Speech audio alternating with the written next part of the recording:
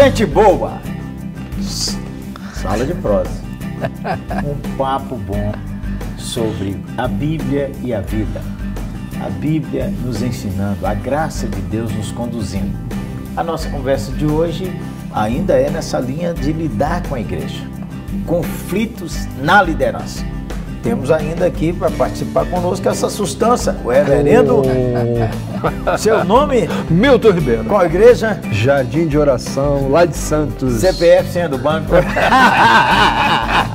E o mestre Andando. Vai embora não, hein? Nós voltamos em 1 minuto.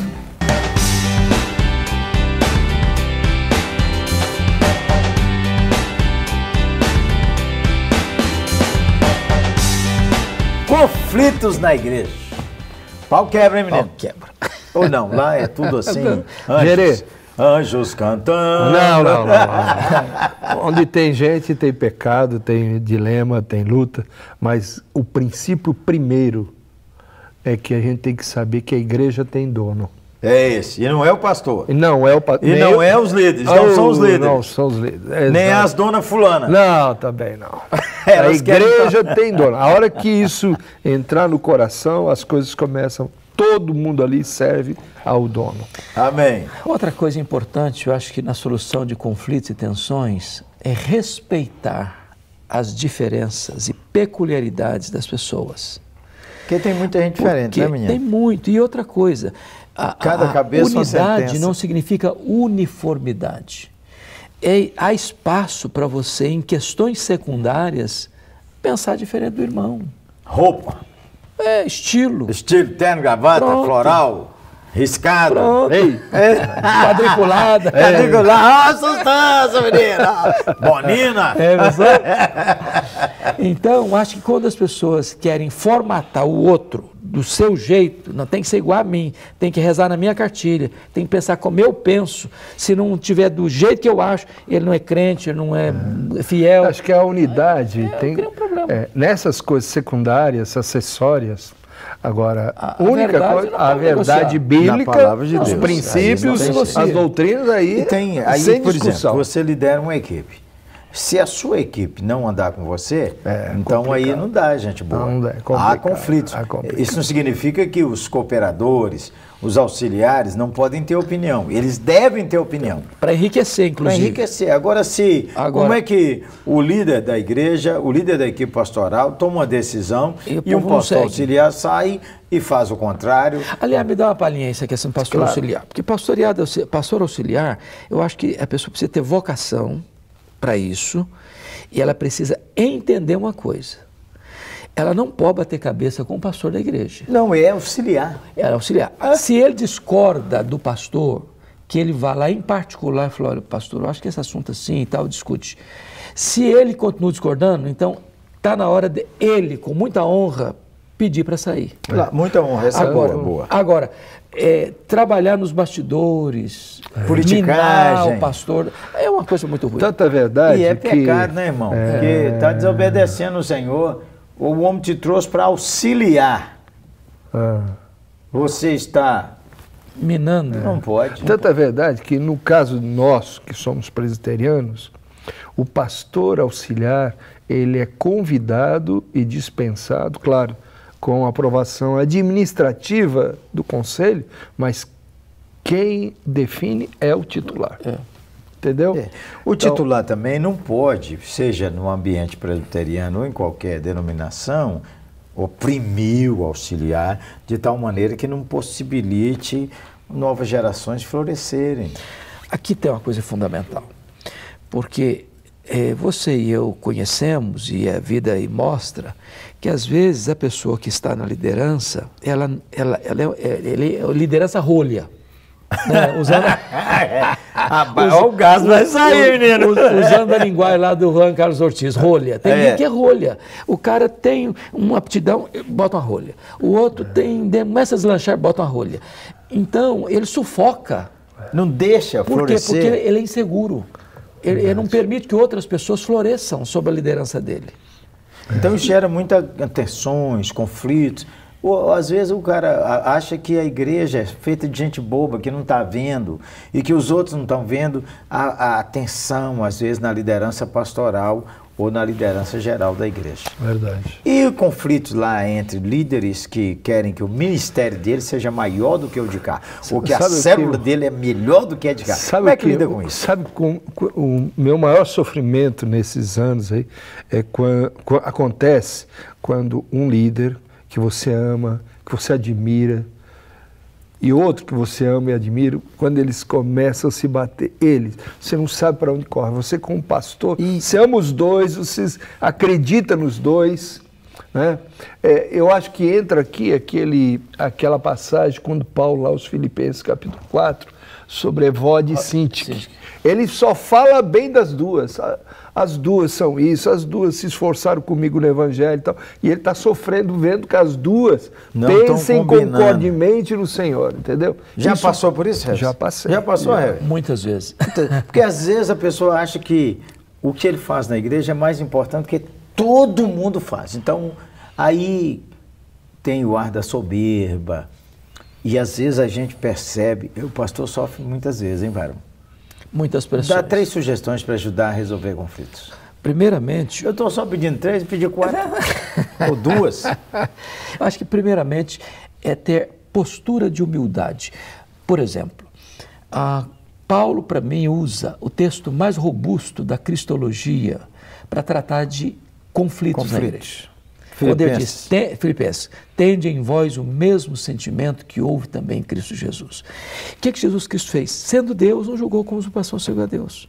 Se esvaziou, se tornou servo, lavou os pés daqueles homens complicados e se humilhou até a morte. Morte e cruz. Humildade. Humildade. Reverendo. Diga, Bessa. Não, ele falou um, o senhor falou um. Para resolver conflito, eu acho que a humildade a Bíblia fala muito sobre esse princípio.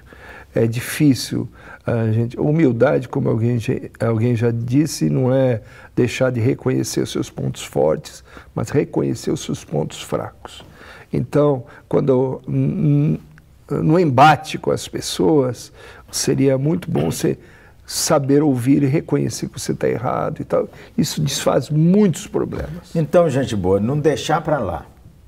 Tem um conflito, muitas vezes o pastor tem que liderar. Diz lá, o servo do Senhor não vive a contender.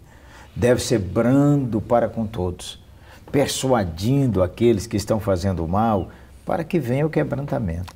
Então, às vezes, é isso que o pastor tem que fazer, Varão. Você tem que ir lá conversar com a turma. Eu acho que o pastor é um construtor de pontes. O meu estava colocando agora há pouco a questão de quando 2 membros da igreja entram em conflito. Evode e Sintique. Evode e Sintique. Tomar partido é complicado, né? Mas ele pode ser essa ponte de ser pacificador.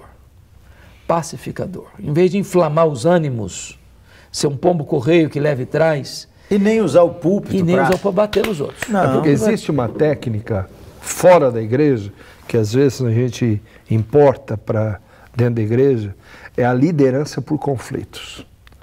Você se torna líder, mas eis que você não deixa esse aqui se aliar a esse, porque os dois juntos vão me derrubar. Então eu sempre deixo uma pontinha de ciúme entre um e o outro, e vou levando, e estou sempre lá, eu gosto de todo mundo, mas um tem coisa com esse, com aquele. Mas está fora da Escritura. Não, isso não tem nada a ver com a Bíblia, mas no mundo existe aí.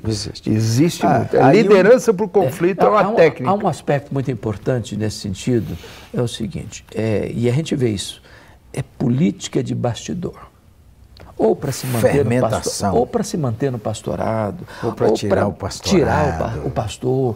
Então, os servos de Deus precisam viver na luz e agir na luz, com transparência, com amor, com respeito. Se precisar confrontar, confronte, mas confronte em amor, com a verdade e amor. Porque essa trama de bastidor, esse negócio de fazer as coisas na sorrelfa, nos bastidores. No escondido. É triste. A Escritura recomenda constantemente, todos os vossos atos sejam feitos com amor. Todos os nossos atos, eu vos dei o exemplo para que servais uns aos outros. Uma das maneiras de servir na igreja é ajudando esse povo a voltar a andar aberto. Eu quero enfatizar, a hora que você falou esse texto, uma coisa que para mim foi uma grande descoberta há 10 anos atrás, vou repetir. a questão do amor na Bíblia. Amor é além de sentimento. É agir. Ação. Os atos feitos com amor. Então, porque se você for esperar ter sentimento positivo para fazer o bem, você vai fazer... Algumas pessoas nunca receberão. Nunca receberão. E você muitas vezes vai fazer para quem não merece, porque você gosta da pessoa. Não é? Então a gente tem que lembrar na Bíblia, amor é mais do que sentimento. Também sentimento. Também sentimento. Também Mas sentimento. vai para além do sentimento. E também pregar sobre, com amor, sobre esses temas, porque a palavra de Deus vai curar o rebanho. Posso dar uma duas. paulada, como você disse? Mark Lloyd Jones, numa das suas obras, disse que o pastor resolve 50% dos conflitos na igreja no púlpito, expondo a palavra. Porque a palavra traz cura, a palavra de Deus é o remédio. Fonte de vida. Fonte de vida. Então, refrigera, revigora a alma. No momento em que o pastor se dedica a expor as Escrituras, ele traz à tona ali o diagnóstico e também o remédio. da cura. Parêntese, 2020, Congresso Pregação Transformadora, você já vai pondo aí na cabeça. É agosto de 2020. Você vai saber mais, mas vai pondo aí na sua agenda. Agosto de 2020. Vai ajudar. Outra coisa, orar pela igreja. Orar pelos que estão em conflitos.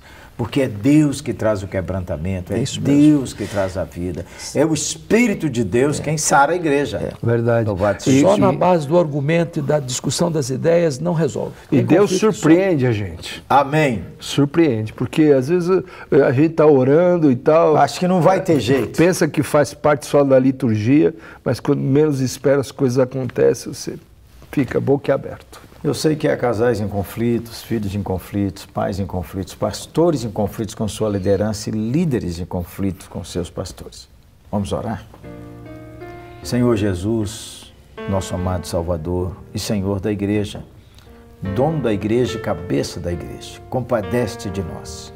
Quebranta o nosso coração. Amém, Senhor. Enche-nos de humildade no trato uns com os outros. Amém. E enche-nos de amor no trato uns com os outros. E permite que agora mesmo alguém cuja alma está tão atribulada, achando que essa situação não se resolverá, clamamos o Senhor por um fato novo. Amém. Que leve a bom termo essa jornada do teu servo e de tua serva, em nome de Jesus. Amém. Amém. Amém. Sala de prosa, impulsionando sua vida. Um oferecimento da Luz para o Caminho, uma agência missionária a serviço do Reino de Deus.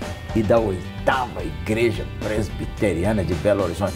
Pensa numa sustância, Barão. Benção pura. Boa. Ó, visite-nos aí na 8ª Igreja e siga-nos nas redes sociais. E quando você cansar de comer pão de queijo, vai comer um peixe lá em Santos, no Jardim de Oração.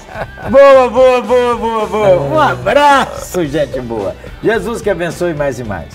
Grande abraço. Deus abençoe sua vida. Amém. Deus abençoe a todos.